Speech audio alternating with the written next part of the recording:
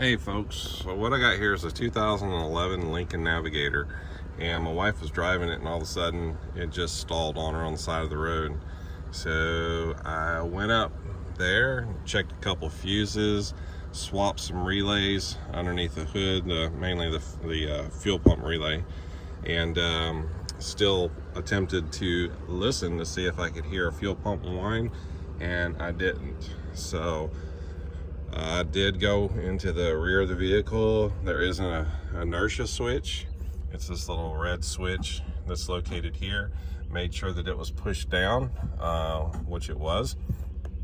And at that point determined that it probably was the fuel pump. Brought it back to the shop, put it up on a lift, and replaced the fuel pump. $309 later. Was excited to get it started, and no go.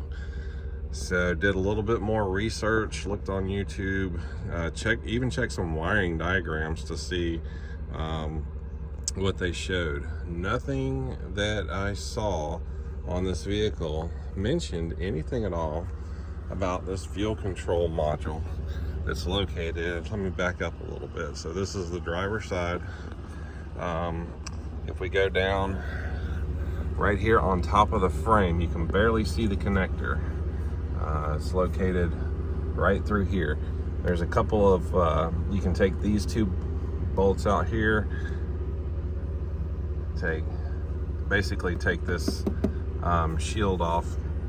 You can access it fairly easy. There's two 10mm bolts that allow it to come off.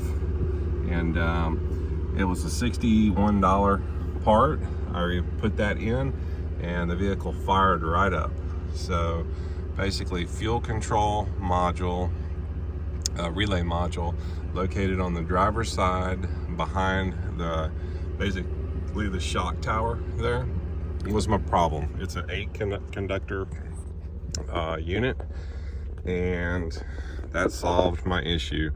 I did pull this inertia switch out, which was a real pain in the ass. It's got two tiny little, I don't know if they're like 5.5 millimeters or what, that you have to get in there and work a wrench around and check the connector on it and check continuity between it. This is basically just a closed circuit when the inertia switch is on, and it opens when the inertia switch is not, and there's 12 volts that runs through that. So if you wanted to test this unit, pop it out and you can test for 12 volts. There's two wires on it. You can test for 12 volts going across it when it's not tripped.